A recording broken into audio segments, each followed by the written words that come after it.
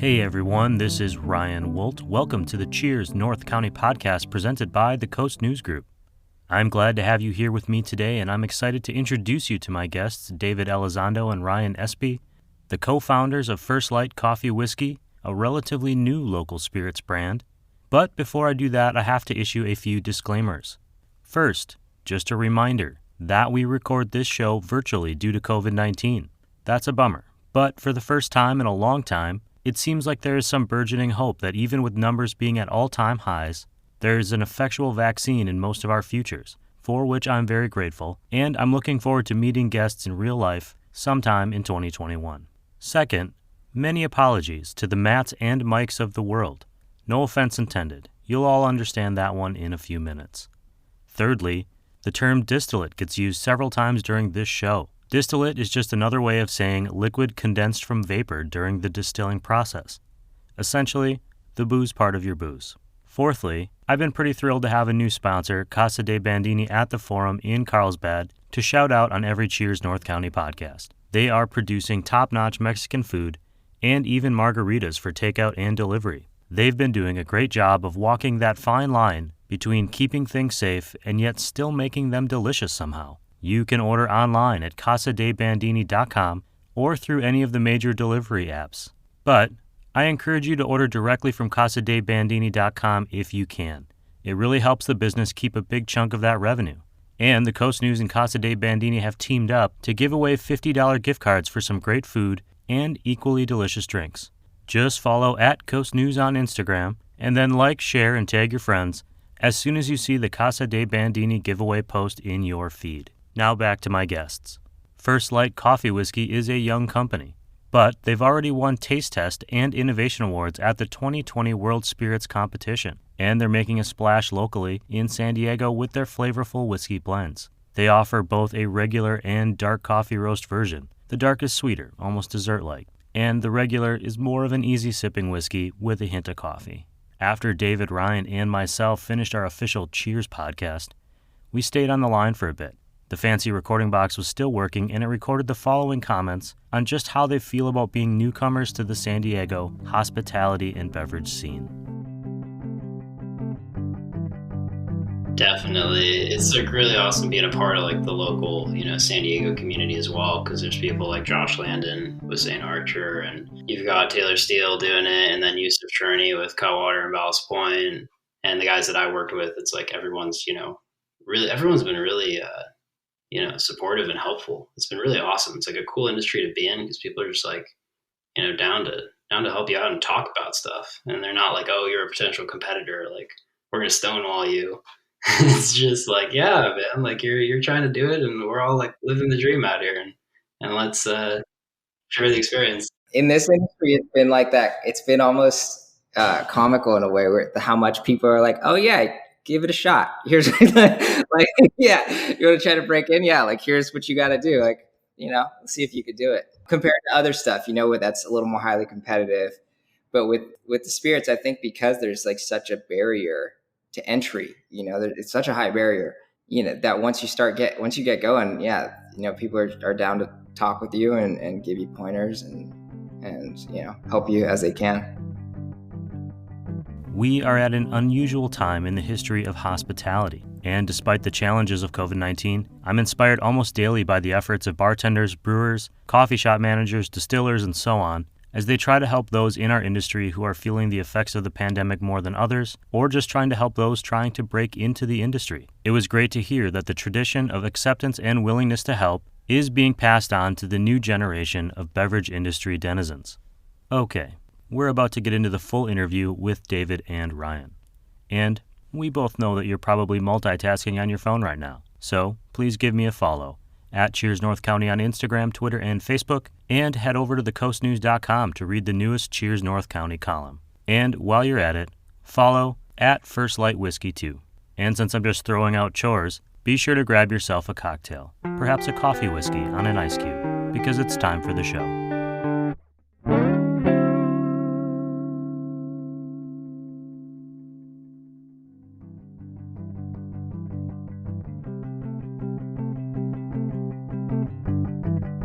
So I'd say hello to David and Ryan of First Light Coffee Whiskey. It's been great to meet you guys here just in the last few minutes. If you could do us a favor and just introduce yourselves again to the audience so they can kind of identify what your voice is, and we'll get into this Cheers North County podcast. Awesome. Thanks for having us, Ryan. My name's David Elizondo. I'm co-founder of First Light Craft Spirits. Yeah, and thanks again, Ryan. My name is also Ryan. It's a really strong name. I'm Ryan Espi. I'm the other co-founder of First Light Craft Spirits. When you were a kid, did you know a lot of other Ryans? I knew a couple. There wasn't too many, actually. It was, strangely, because it was a popular name during my era. See, and I always wanted to be a Matt or a Mike so bad, and now that I'm older, I realize those are just common names. Anyone can be a Matt or a Mike. Right. It takes a character to be a Ryan. 100%. That's right. And some facial hair. I can see you got the beard going. I got the mustache up here. Early in the pandemic, I was trimming it down a little bit further, and I got yelled at by my wife. So I was told not to do that ever again. Yeah, funny enough, I shaved this one time since launching this company, and I realized that the mustache is like really a must for the whiskey industry. So otherwise, I look too young. Yeah, it becomes part of your identity. Yeah. A few years ago, when I was running a bar in Pittsburgh, I shaved my beard off and just went into work, and it was like I had lost any authority that I may have had. Like my employees just stopped listening; they started stealing from me. Nobody cared what I said until I grew it back. So I want to start at the beginning. You guys it's First Light Coffee Whiskey. It's pretty straightforward. Whiskey, coffee. I have one right here. I'm drinking just the straightforward coffee whiskey, and I have a backup with the dark roast here to try later on into the show. What is it? What was that aha moment that brought this idea to your forefront? And then at what point did that turn into, this should be a company and it should be our company and we're going to do this? I'll dive into it. I mean, it started really with the name First Light. It's like on the surf report, you look at Surfline, first time, very start of the day, getting out there for dawn patrol. And it's became this, metaphor for us of just, seizing life's best adventures and leaning into the resistance and pursuing your passions and not hitting the snooze in the morning and getting out there and living life and enjoying it. And then, we loved how spirits bring people together, and there's this communal aspect of socialization and, enjoyment that people get when they come together and share a few good cocktails. And I reached out to Ryan early on, and he was stoked on the concept. And we went through some R&D process, and we weren't initially, we didn't know we were going to do coffee flavored whiskey right off the bat. But as we experimented with different flavor profiles, we wanted to figure out a way to give something different to consumers. We sourced the highest quality ingredients we could find and mixed up a bunch of test batches, and then shared them with friends and family. And the best versions of those are what is now on the shelves. What was the emotion, I guess, or what was kind of the moment where you thought that it was going to work for you? Or has that not come yet? I don't want to assume anything. I'm assuming that you had a moment where you're like, yeah, this is totally going to work. Because I feel like any startup has that. Definitely. I mean, for me, it was seeing Ryan's initial designs.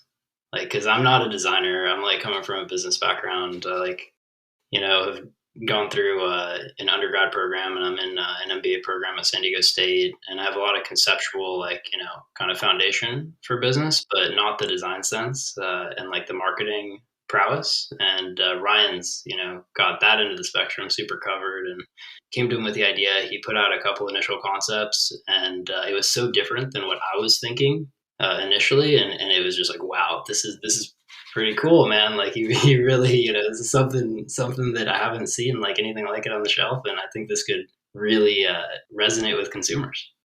So you have complementary skill sets for your business, but what about in your real life, in your personal life? Were you said you brought it to him, but were you friends before this? Was this just a partnership that came because of the opportunity? Yeah, we're cousins. Yeah. Oh, okay, cool. I didn't know that. It's a family-owned business, and when David came to me with the idea, it was spirits, and as a former bartender, and I do share some commonality with you in that I love coffee. I worked in the startup space and in the bar industry as well. You're very close to that type of flavor palettes and just learning how to taste things and dissect those different flavors. And so it was just the concept was very exciting. And for me, the moment hit me when actually we early on, right, even before we launched into shelves, we got the key in to enter the 2020 SIP Awards, which is like the largest consumer-based, international competition for all the spirits in the world. And like the past winners in our category were like Screwball, and like you have everyone from like, just everybody enters it, right? All the big names. And we actually won platinum and double gold, so like the top 2 tiers in our class this last year. And so that moment, like taking it from, our friends and family, like, okay, this is really good. And some strangers, and some product testing, like, it's getting good feedback, to having like that, these people that are tasting, blind. So like without any of the branding, doing like double blind tasting of hundreds of spirits, like, giving us that recognition. That for me was like, and that didn't even sink in after I heard it for like 2 months. I was still kind of like, okay, that showed me that the flavor was there, and like we knew that the branding and the marketing was there. So I mentioned you have 2 versions, kind of a regular and a dark. I'm wondering if you can talk me a little bit about the process of infusing coffee into whiskey. Like, how hands-on is that? And, am I ignorant to think it's as simple as just tossing a bag of beans into a whiskey barrel and letting it sit for a while? Like, how does that system work? And where did you go to get that education to do that? I guess my introduction to the industry was interning at a spot in San Marcos called the California Spirits Company. And I did a lot of hands-on batching and bottling and blending different spirits from rum to vodka to whiskey. And I, saw the formulation process, I saw the production process, and then I learned kind of where to source the ingredients and how to make a product scalable. Because one of the key things we wanted to ensure from the start was that we could create flavor profiles that were going to be consistent batch to batch. And with coffee beans, we did a lot of like infused blends, as you were saying, in the barrel, out of the barrel, a lot of different variations. And batch to batch, like the coffee beans themselves are so different. And we couldn't get like consistency. So we're really excited to do like limited edition, coffee infused batches in the future with, local beans and stuff sourced from different roasters. But for our mass market products, we decided to go coffee extract. So we get a more consistent flavor profile across the board, and we use one variation for the original and then another for the dark roast. I never would have even thought about that. I mean, I'm obviously aware of the differences in beans for coffee, but it just wasn't something I thought about as a problem solving thing for what you guys are doing. Yeah, and we didn't either until we really started experimenting and realizing how the flavors are changing in the bottle. And then like once it's open and sitting on the shelf for a bit, then it's like kind of becoming more bitter and acidic over time. Sure, yeah, because beans don't stop changing just because they're in there. That flavor doesn't. Totally. So yeah, and then we landed on, our 2 extract profiles, and then we're blending that with a 99% corn, 1% barley bourbon distillate that we also decided to source instead of distill in-house for that consistency factor. Because, when you do small batch distillation, batch to batch, you're getting pretty wide swings as well in flavor profile. So we, sourced the cleanest distillate we could find. And then with these coffee extracts, blended them down with organic agave nectar to give you that sweetness that's kind of like more complex and robust than your, cane sugar syrup or high fructose corn syrup that is so common in this industry. I really noticed that. Sorry to cut you off there. I really noticed that sweetness in the darker roast, more so even than in the regular. Ryan, you were going to say something there. I apologize. Yeah, kind of going into that. So one of the reasons why we ended up with 2 batches actually is because myself, coming from a bartender's background, like most flavored whiskeys or flavored spirits that are out there right now are pretty overly sweet, for my taste. And you can't really make a lot of mixed drinks with them because like the sweetness of the high fructose corn syrup and like the artificial sweeteners really overpower what you're mixing with. So like as we were dialing in on our flavor profile, like I was, leaning towards what ended up being the original, which is like a very more spirit forward, like as somebody who drinks like whiskey neat, like that's something that I really appreciate, like tasting the bourbon, tasting the whiskey in there. But then, there's another really valid point of like the one that's a little sweeter, the dark roast, which has that more robust coffee flavor and is more in line with like, the flavored whiskeys that are out there, your Fireballs and Screwballs, but still not turned up in that number of sweetness, right? It's a little more natural and a little more dialed down. But we ended up going in both those directions for those two reasons. My first instinct with the dark roast is to get some vanilla ice cream and just kind of blend it all together. You mentioned that you also have you're really into coffee. As a person who's now in the spirits world that's incorporating coffee into your drink, how has that changed your coffee drinking? And you guys, I had this great holiday gift pack from you that had coffee from Steel Mill Roasters in Oceanside. Is that something that you're looking at doing in the future with collaborations with local roasteries? You'd kind of mentioned that a little bit for one-offs or small batches, but is there anything already in the works, or have you done planning like that? What's it like what's the next phase of that? Yeah, we're really excited, to collaborate with local roasteries in the future. The collaboration with Steel Mill just ended up being, a really cool stroke of serendipity. We connected with the team there, and they were really welcoming to us, like right off the bat. We shared some of our products with them. We're, talking about doing like some barrel aged stuff with them too, potentially like some limited edition small batch releases. Nothing like concrete yet, but there's a lot of cool opportunities. And then also reaching out with other local roasteries, potentially for, co-branded small batch products or, co-branded merchandise that we can use to support local nonprofits. We're looking to, do a few collaborations like these next 2 quarters where we can create like some cool co-branded merch and donate it either to local healthcare workers or donate it to, nonprofit members of the 1% for the Planet Network that we're part of. But I think, using the local collaborations to support the local community is, kind of where we're at there. And then having the mass market products that we can, expand beyond the local community as well. Sure. You just mentioned 1% for the Planet, which is something I wanted to ask you about. Can you kind of just tell us what that is and why it's important to what you guys are doing or to your personal missions with the company?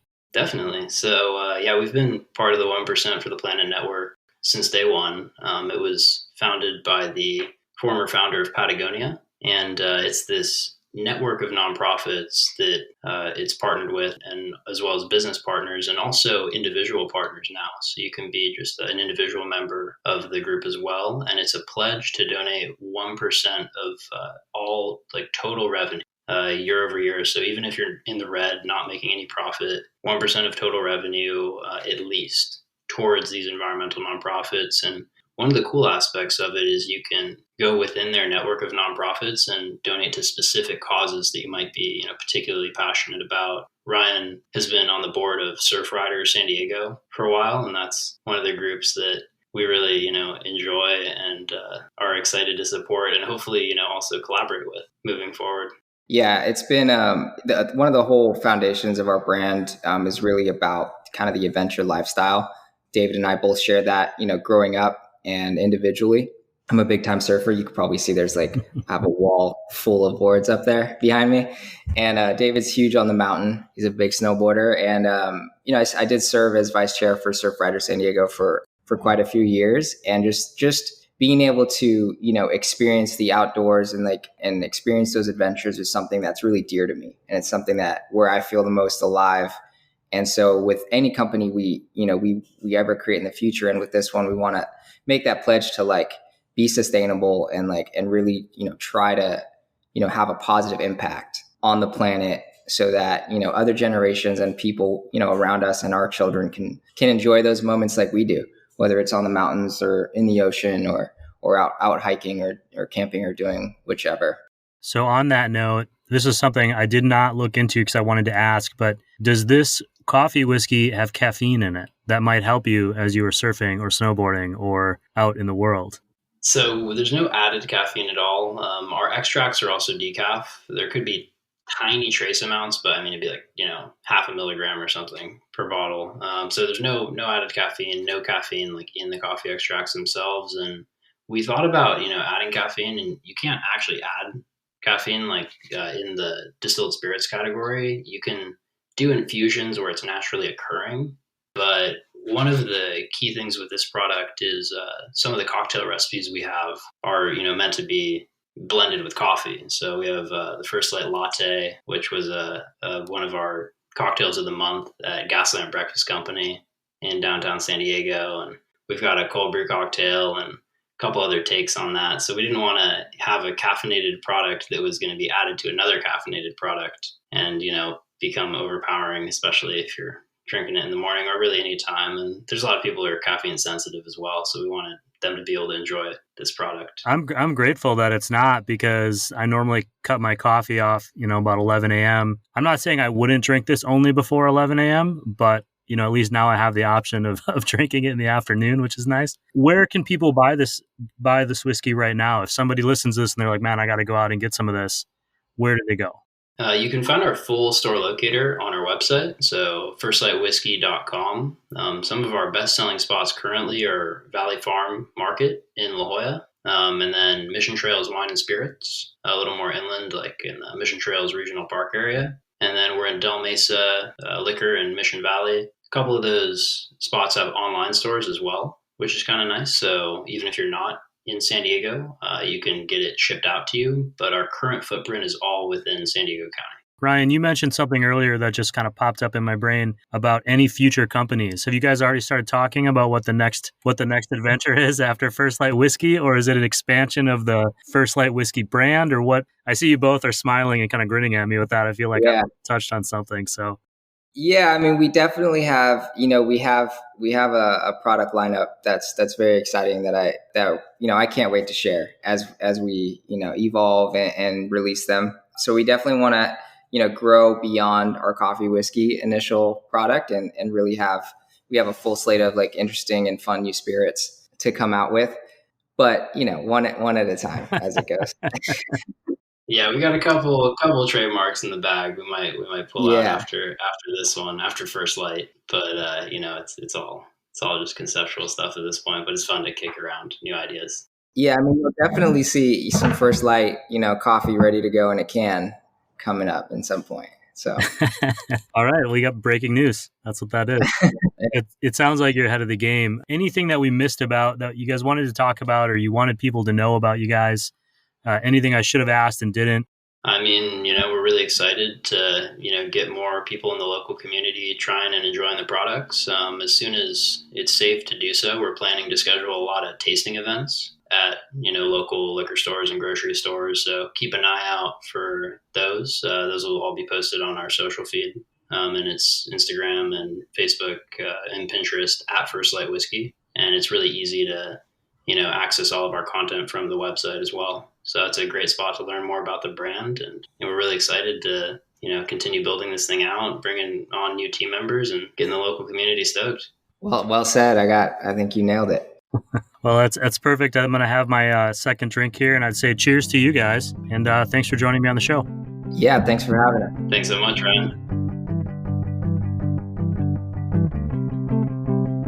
I want to thank both David and Ryan of First Light Whiskey for being here on the show today. Truthfully, chatting with them, taking in their energy and passion for their new company and their product was inspiring to me. It made me look back on projects I've put on the back burner and start poking around to see if any good ideas were in there. So far, nothing as good as combining coffee and whiskey. During the show, we chatted a little bit about 1% for the Planet, which really is a great program. My former company, One Wild Life Co., was a member as well. You can learn about the 1% for the Planet environmental mission and the impact of having companies like First Light Whiskey join their efforts at 1percentfortheplanet.org. That's 1% for the Planet, all spelled out. I hope you enjoyed this episode of the Cheers North County podcast. We will be back in a few weeks with guest Nick Hammond, the man behind Pacific Coast Spirits based in Oceanside, California. Don't forget to head to firstlightwhiskey.com to learn more about David and Ryan's company and find all the local spots you can pick up or order a bottle for yourself. That is it for this episode. Thank you for listening and making this a fun adventure to go on. I'm looking forward to sharing a bunch of Cheers North County content with you through 2021. Don't forget to read the Cheers North County column on the Coast News and to follow at Coast News on Instagram so you can win one of those Casa de Bandini gift cards and get yourself some margaritas. If you are listening on Apple Podcasts, please consider leaving a rating and review, preferably if you've enjoyed the show. It really does help people find a local show like this one.